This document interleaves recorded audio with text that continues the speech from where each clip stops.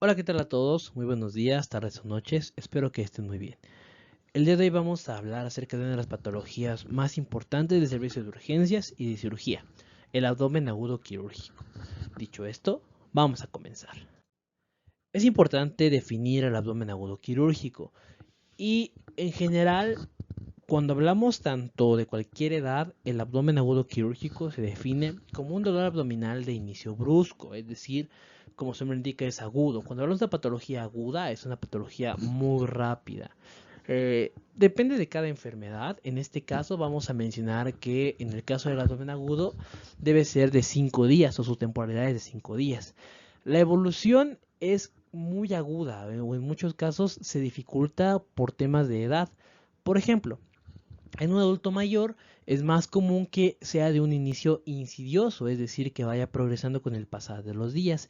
Sin embargo, en pacientes pediátricos, por ejemplo, o en una afección también geriátrica de una apendicitis, por ejemplo, o una complicación similar a la misma, es igual de inicio agudo. Pero hay que tener en cuenta que hay varias constantes que, bueno, tienen que irse manifestando con el pasar del tiempo.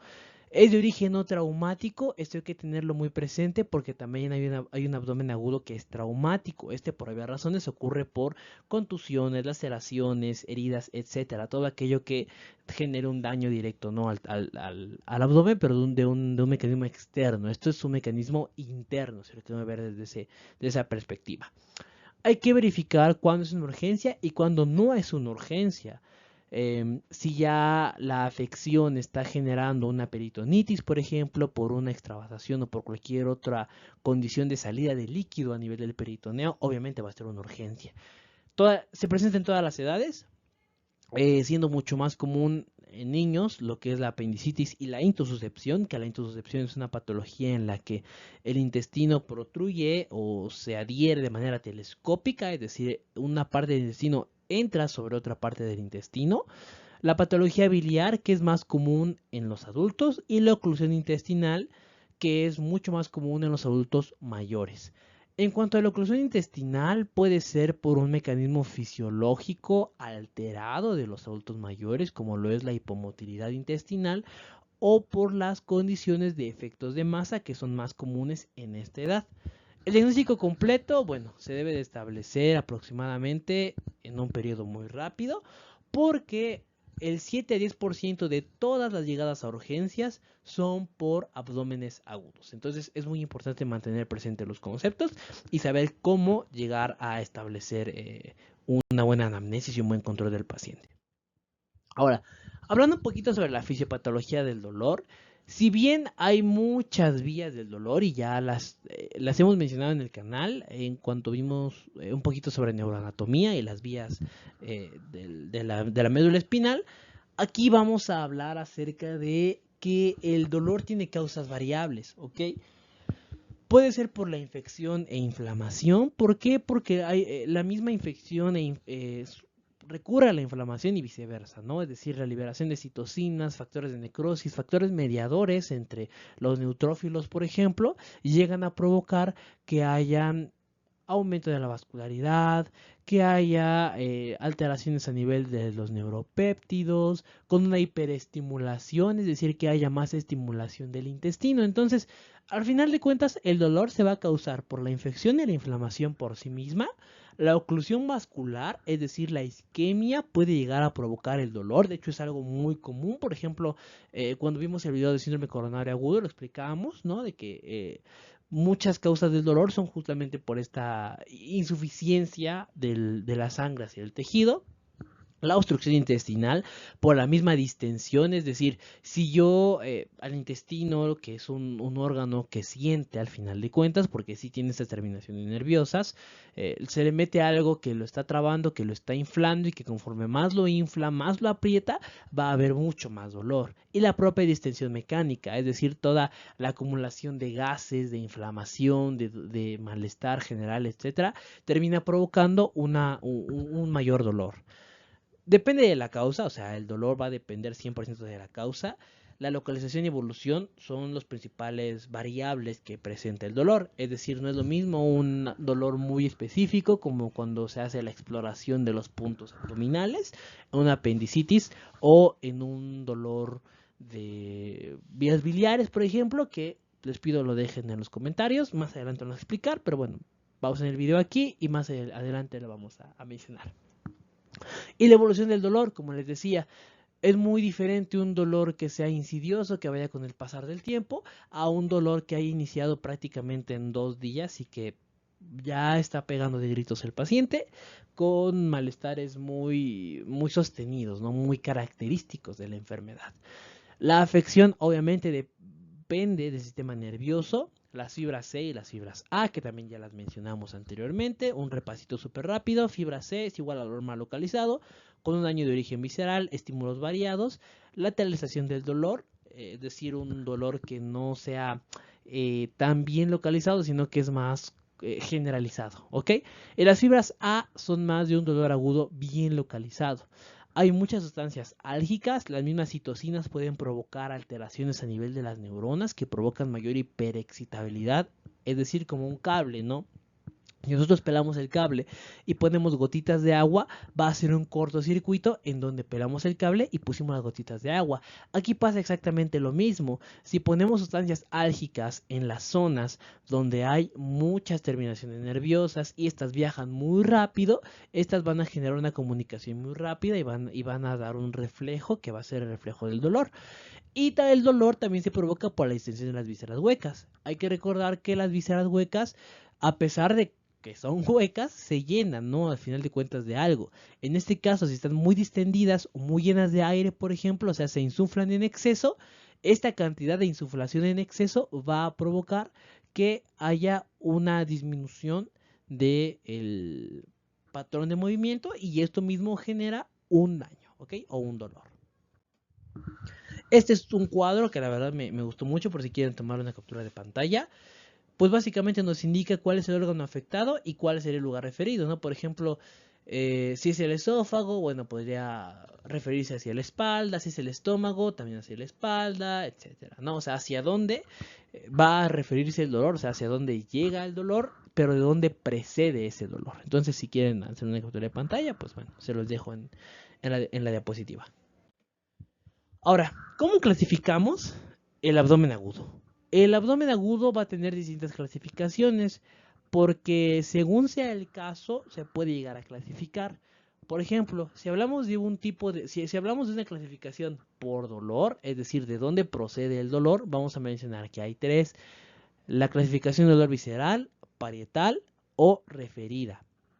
Si es visceral, es un daño mal localizado porque las vísceras tienen esta característica, ¿no? A pesar de que duela en específico en una región, se irradia, ¿no? Hacia toda la periferia.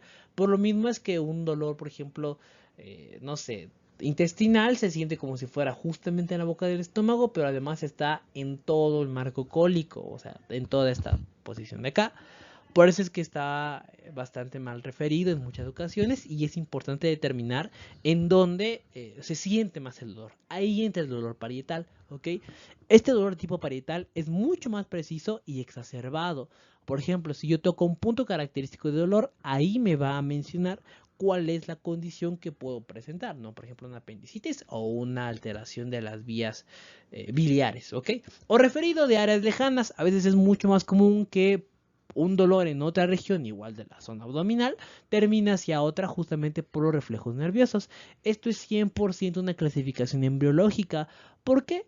Porque en el organismo, cuando nos estamos desarrollando, nuestras terminaciones nerviosas no están acomodadas en la posición final, es decir, se están desarrollando, pero conforme nos vamos estirando, estas mismas terminaciones nerviosas finales se van a terminar moviendo. Entonces, una terminación nerviosa de alguna posición puede sentirse con un dolor en donde no necesariamente está el órgano, justamente por el movimiento del mismo. El tiempo de evolución, bueno, ver si es urgente o no urgente. Si es urgente, tiene que resolverse en menos de 24 horas. Si no es urgente, puede aguantarse un poquito más de 24 horas. ¿Cuál es el origen de la afección? Bueno, si es intraabdominal o si es extraabdominal. Si fuese intraabdominal, hay que ver si tiene que ver con una irritación o inflamación peritoneal, por ejemplo, en el caso de una apendicitis ya perforada o en el caso de alguna otra condición que altere el peritoneo. Alguna tensión, efecto mecánico de la serosa también puede llegar a ocurrir justamente por esta distensión abdominal excesiva, o la isquemia, ¿no? En el caso de una oclusión intestinal, en el caso de alteraciones de los adultos mayores, es muy común que exista isquemia del aparato digestivo, del intestino. Y en extraabdominal, como les decía, un dolor referido, incluso puede ser por otras causas. Esta imagen que está aquí me gustó mucho porque más o menos nos indica algunas causas generales de abdomen agudo.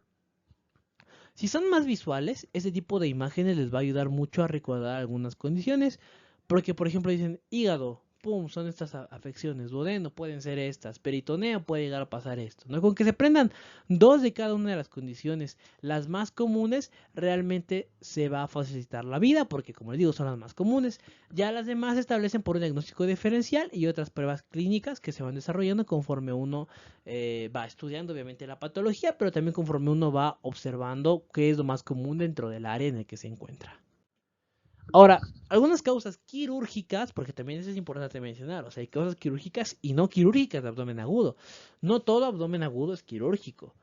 Entonces, eso es importante de mencionar. Inflamaciones e infecciones como apendicitis, colecistitis o abscesos, sí son quirúrgicos. Si bien obviamente existen algún manejo de antibióticos en la apendicitis, junto con analgesia, reposo, control, etcétera, está bastante debatible. Actualmente sigue siendo la apendicitis, su tratamiento de elección sigue siendo la cirugía. La obstrucción va a ser una causa quirúrgica, sobre todo si es por adherencias, tumores, vólvulos, intussuscepción e invaginación, es decir, que el intestino se introduzca de forma telescópica dentro del intestino. Hemorragias como aneurismas, tumores, hemorragias de órganos sólidos, embarazo ectópico, traumas abdominales, aunque aquí, bueno, como les digo, estamos hablando del abdomen quirúrgico no traumático, pero obviamente si es un abdomen agudo derivado de un trauma, lo vamos a operar, o sea, no porque no sea no traumático, no lo vamos a operar, o sangrado postoperatorio. Y otra causa quirúrgica son las isquemias, sobre todo cuando existen EBC, trombosis, infartos esplénicos, u ováricos, así como torsión de ovarios, ¿no? Que son muy comunes en ciertas edades, por lo que es importante mantenerlas presentes, igual que la torsión testicular. Aunque obviamente son diagnósticos diferenciales y hay que saber cómo se diagnostican, vaya la redundancia. Y las causas no quirúrgicas, bueno, la pancreatitis aguda, que aquí es un debate porque si bien sí tiene una resolución quirúrgica dependiendo de la causa. Sobre todo si es por litos. Si es por alcohol o por triglicéridos, realmente la condición no es tanto quirúrgica. Gastritis aguda, hematomas retroperitoneales, aunque aquí, de nueva cuenta, depende del origen del hematoma. Si este fue por un trauma, bueno, hay que evaluar como tal. O sea, el hematoma sí es importante, obviamente, pero si ya se formó un hematoma, es muy probable que el trauma haya provocado otras complicaciones. Peritonitis primaria, linfadenitis mesentérica, enfermedad de pelvis u ovulación dolorosa, así como la hepatitis aguda, ¿no? Son causas no quirúrgicas. Ahora, ¿cómo vamos a hacer una anamnesis del abdomen agudo? Tenemos que ver las características del dolor. En anamnesis siempre vamos a tener eso, características del dolor. Inicio y evolución de este, es decir, cuándo empezó, cómo inició, dónde inició, hacia dónde se irradia, cómo son las características del dolor, si presionamos más en un punto lo siente más, si hubo fiebre, si no hubo fiebre, si hubo vómito, no hubo vómito, si hubo diarrea, si puede ir al baño, si no puede ir, o sea, cómo es que es ese dolor y de qué se acompaña, ¿no? Y lo típico, que lo alivia, que lo empeora, que ha tomado tiempo, o sea, las típicas características de la mnemotecnia alicia del dolor, hay que ponerlas en práctica en toda afección y sobre todo en afecciones de urgencias en donde el tiempo es oro y vitalidad para nuestro paciente.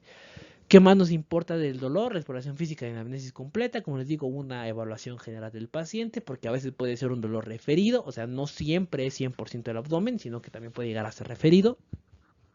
Alteraciones por automedicación, sobre todo aquellas que depriman el sistema digestivo, la edad del paciente influye muchísimo porque, como les explicaba anteriormente, en niños es más común la apendicitis, en lactantes la intussuscepción, en adultos la patología biliar y en adultos mayores las obstrucciones, por ejemplo. Entonces es importante tener siempre la epidemiología. No es que todo el tiempo únicamente esas afecciones van a afectar a este grupo etario, no, sino que es más común, obviamente por epidemiología. En el abdomen agudo también es importante mencionar los antecedentes de importancia. Por ejemplo, si ya tuvo una cirugía previa, nos podría indicar algún tipo de obstrucción por alguna adherencia que ocurra en el intestino, por la sutura, por cualquier otra cuestión. Una patología cardiovascular que pueda llegar a provocar un aneurisma o una isquemia.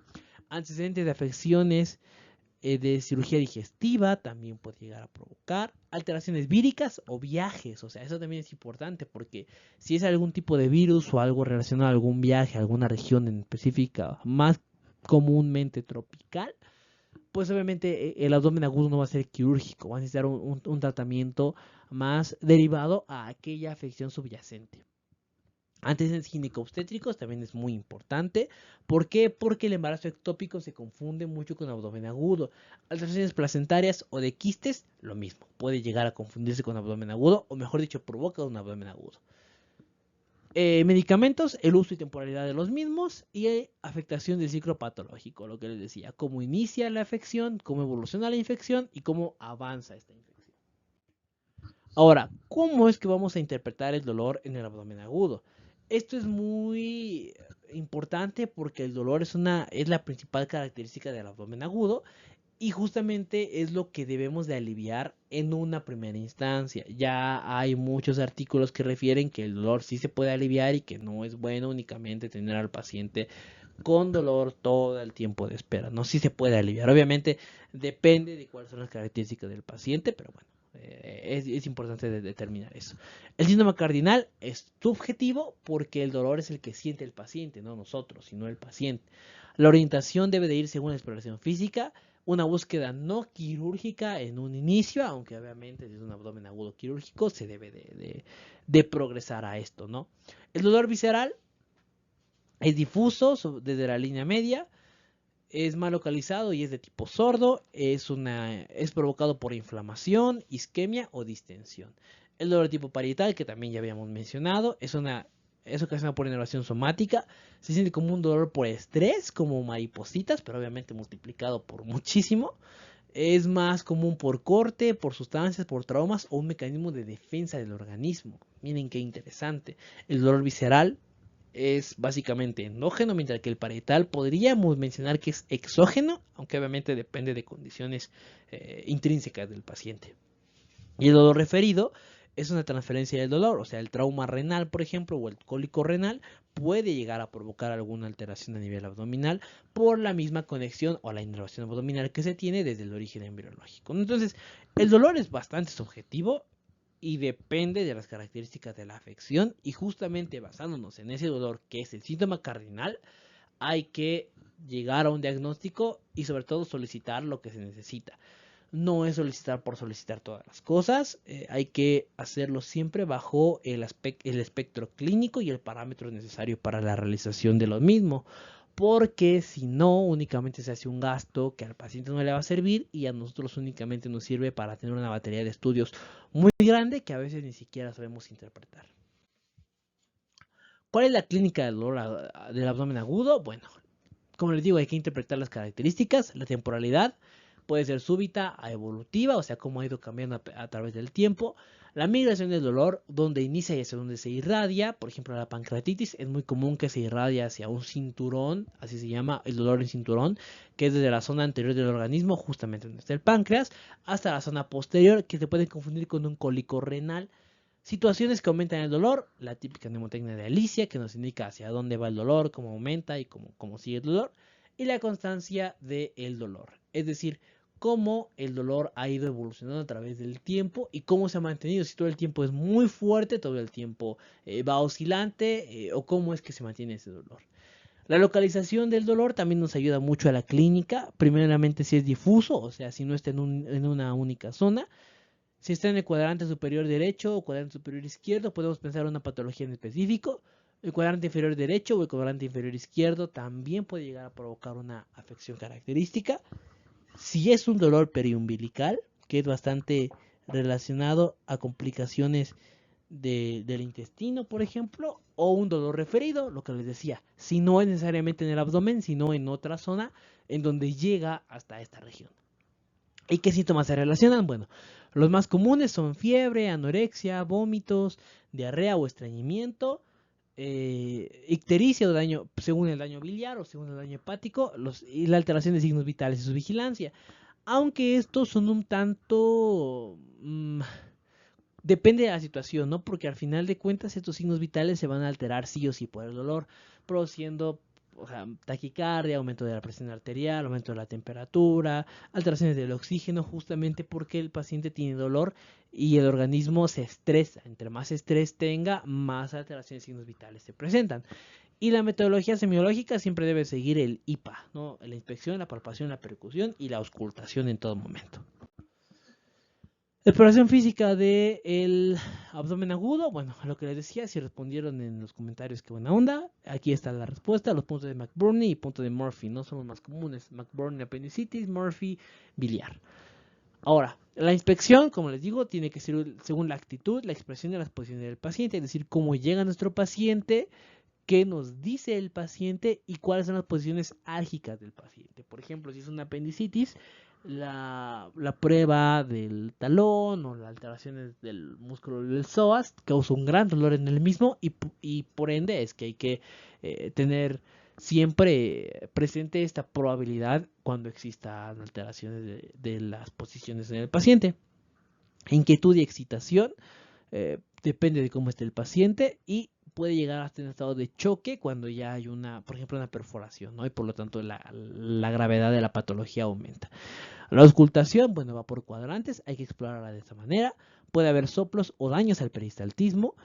Hay que ver una palpación, es decir, palparla de manera adecuada, de forma delicada, con historia clínica detallada, sobre todo por los medicamentos que se han tomado, signos de compresión y descompresión, así como de irritabilidad peritoneal, y signos clínicos, es decir, cómo es que encuentro a mi paciente. Y en los signos clínicos es justamente donde le menciona a Murphy, a McBurney, a los puntos de la pancreatitis aguda, los jordanos, etcétera, ¿no? Según cada zona del organismo es en donde va a haber esta condición.